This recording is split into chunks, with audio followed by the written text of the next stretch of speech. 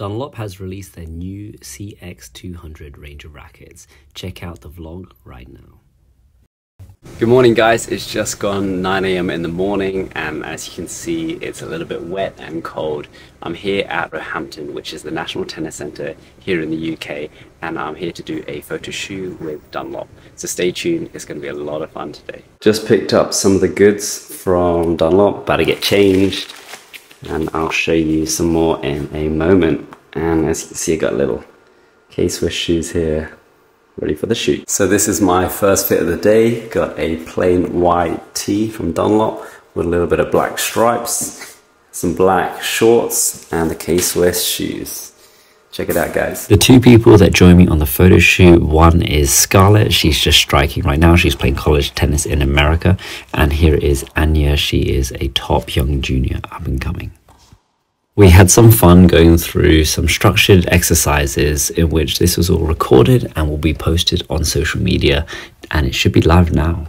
So far when using the Dunlop racket is for controlled players, and I felt as though you can get a lot of pop off your balls and give you that nice little cushioning too. Today we are shooting a brand new Dunlop CX200, and these rackets are the new addition to the market from Dunlop. They are controlled rackets and actively used on the tour. As you can see, they're the new colorway with the orange tint on the sides as well as a little bit on this side, in contrast to the previous models where the racket was all red. This is now a tint of orange, which I really like.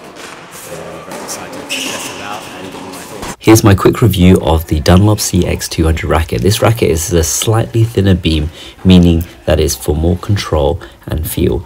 The latest generation of this racket provides stability and spin capabilities too, and it gives you that little bit extra pop as well, even though it is for more controlled tennis players. I highly recommend this racket for intermediate to advanced level tennis players, so make sure you go and check out the racket yourself. So I've just finished shooting Anya's part, and as you can see when doing the volleys with the softer strings, especially the factory ones, it's a little bit harder to play with, but overall been pretty steady actually. It's a nice controlled racket and looking forward to doing a little bit more of the shooting for myself as well. Up next was my part of the video where I had a lot of movement, and as you can see from my part I had to do short movement for the drop shot followed by a deep lob and a recovery shot as well, and even in transitioning to hitting an offensive shot too. Here you can see a jumping backhand. This was a lot of fun and is a great way of fully pushing myself while also testing out the racket to its full potential.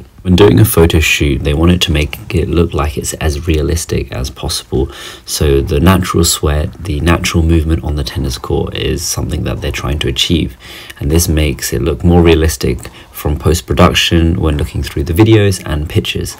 So as you can see, I'm not holding back here. I'm also trying to go through my full range of motion, driving with my body as well, and making it look as professional as possible.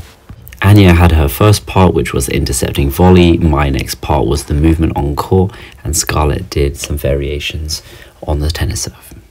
So we've just finished up for the morning part of the shoot. We're going to go grab some lunch now and then chill out before an afternoon shoot outside. Let's prepare for the cold. After shooting all morning, we then had some lunch, and this was a nice little break in our day before heading back to the courts, ready for the second part of the photo shoot. For the second part of the day, I'm wearing a blue top, so this is going to go nicely with my red racket in combo. And I think what I'm going to be doing is some drop shot volleys, so better work on the hand skills and have a little bit of fun with the touch shots. For the second part of the photo shoot, I did drop volleys, and I had a few little goes at warming up when trying to aim for the target. As you can see, my volleys were trying to aim inside of the cones, and this is actually posted on social media, so you'll have to check it out too on my channel. We also then had a little discussion about which part we were going to shoot next, and my next part was the aggressive side, which was looking forward to take charge of the net and then also execute that drop volley that I was working on. It was a lot of fun as the sunshine had come out, so it was a lot warmer in the day. This was getting me a lot more active when moving on my feet, and it was a lot of good high energy too. We had a lot of fun with Anya. We also took it in turns as being a sparring partner. As you can see here, I'm sparring for Scarlett as she was filming her next bits.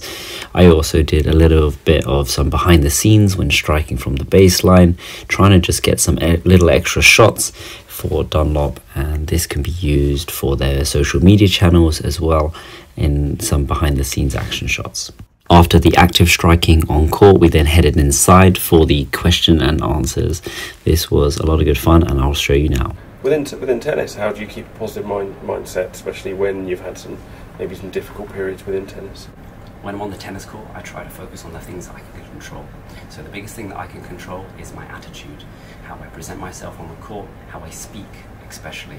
So I want to be telling myself positive things, such as, come on Dylan, you can do it. I want to pump myself up, and I want to make sure that I am also walking and strutting in a way on the court that's going to help me to boost my morale and keep my mind positive.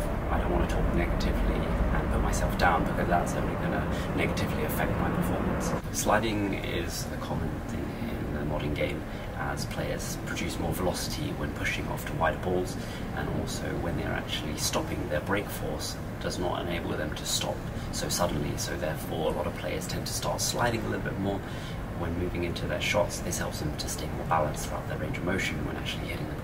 Yeah, great job. Thank you guys. This is so right, good. cut cameras.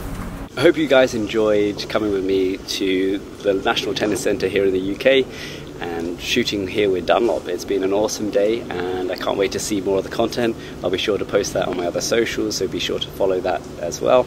It's Tennis with Dylan, and as always, be sure to subscribe, like and comment. It really helps my channel, and I hope to see you guys in future videos. Take care, guys.